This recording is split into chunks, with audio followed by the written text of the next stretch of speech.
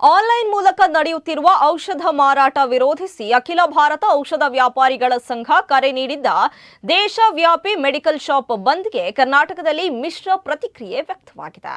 ರಾಜ್ಯದ ಕೆಲವು ವ್ಯಾಪಾರ ಸಂಘಟನೆಗಳು ಬಂದ್ಗೆ ಬೆಂಬಲ ಸೂಚಿಸಿದ್ರೆ ಇನ್ನು ಕೆಲವು ಸಂಘಟನೆಗಳು ಕಪ್ಪು ಪಟ್ಟಿ ಧರಿಸಿ ನೈತಿಕ ಬೆಂಬಲ ವ್ಯಕ್ತಪಡಿಸಿ ಅಂಗಡಿಗಳನ್ನು ತೆರೆಯುವ ನಿರ್ಧಾರ ಕೈಗೊಂಡಿವೆ.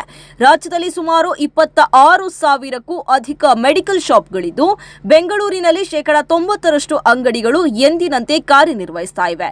ಇನ್ನೊಂದೆಡೆ ದಕ್ಷಿಣ ಕನ್ನಡ ಜಿಲ್ಲೆಯಲ್ಲಿ ಪ್ರತಿಭಟನೆಗೆ ಭಾರೀ ಬೆಂಬಲ ವ್ಯಕ್ತವಾಗಿದ್ದು ಸುಮಾರು 1,100ಕ್ಕೂ ಅಧಿಕ ಮೆಡಿಕಲ್ ಶಾಪ್ಗಳು ಬಂದ್ ಆಗಿವೆ. ಆದರೆ ಸಾರ್ವಜನಿಕರಿಗೆ ಔಷಧ ಕೊರತೆ ಉಂಟಾಗದಂತೆ 38 ಅಪೋಲೋ ಮೆಡಿಕಲ್ ಮಳಿಗೆಗಳು, 40 ಮೆಡ್ ಪ್ಲಸ್ ಶಾಪ್ಗಳು ಹಾಗೂ 130 ಪ್ರಧಾನಮಂತ್ರಿ ಜನೌಷಧಿ ಕೇಂದ್ರಗಳು ಕಾರ್ಯನಿರ್ವಹಿಸುತ್ತವೆ.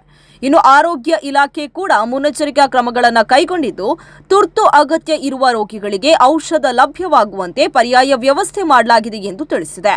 ಇನ್ನು ಜಿಎಸ್ಆರ್ 220 ನಿಯಮವನ್ನ ಹಿಂಪಡೆಯಬೇಕು, ಅಕ್ರಮ ಫಾರ್ಮಸಿಗಳನ್ನು ಬಂದ್ ಮಾಡಬೇಕು, ಅತಿಯಾದ ರಿಯಾಯಿತಿ ಮಾರಾಟದ ವಿರುದ್ಧ ಕ್ರಮ ಕೈಗೊಳ್ಳಬೇಕು ಹಾಗೂ ಸಣ್ಣ ಔಷಧ ವ್ಯಾಪಾರಿಗಳನ್ನು ರಕ್ಷಿಸಬೇಕು ಎಂದು ವ್ಯಾಪಾರಿಗಳು ಆಗ್ರಹಿಸಿದ್ದಾರೆ.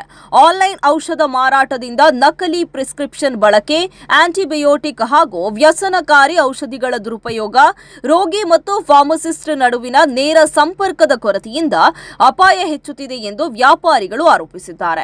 ಬೃಹತ್ ಬೆಂಗಳೂರು ಔಷಧ ವ್ಯಾಪಾರಿಗಳ ಸಂಘ ಕೇವಲ ನೈತಿಕ ಬೆಂಬಲ ಸೂಚಿಸಿದ್ದು ರೋಗಿಗಳ ಸೇವೆಗೆ ತೊಂದರೆ ಆಗಬಾರದು ಎಂಬ ಕಾರಣಕ್ಕೆ ಮೆಡಿಕಲ್ ಶಾಪ್ಗಳನ್ನು ತೆರೆಯಲಾಗಿದೆ ಎಂದು ಸಂಘದ ಅಧ್ಯಕ್ಷ ಎಂಕೆ ಮಾಯಣ್ಣ ತಿಳಿಸಿದ್ದಾರೆ. ಔಷಧಿಗಳು ಸಾಮಾನ್ಯ ವಸ್ತುಗಳಲ್ಲ, ವೈದ್ಯರ ಸಲಹೆ ಹಾಗೂ ಅರ್ಹ ಫಾರ್ಮಸಿಸ್ಟ್ ಮಾರ್ಗದರ್ಶನದೊಂದಿಗೆ ಮಾತ್ರ ಬಳಸಬೇಕು. ಜನರು ಸ್ವಯಂ ಔಷಧ ಸೇವನೆ ತಪ್ಪಿಸಿ ಅಧಿಕೃತ ಮತ್ತು ವಿಶ್ವಾಸಾರ್ಹ ವೇದಿಕೆಗಳಲ್ಲಿಯೇ ಔಷಧ ಖರೀದಿಸಬೇಕು ಎಂದು ಆರೋಗ್ಯ ತಜ್ಞರು ಸಲಹೆಯನ್ನ ನೀಡಿದ್ದಾರೆ.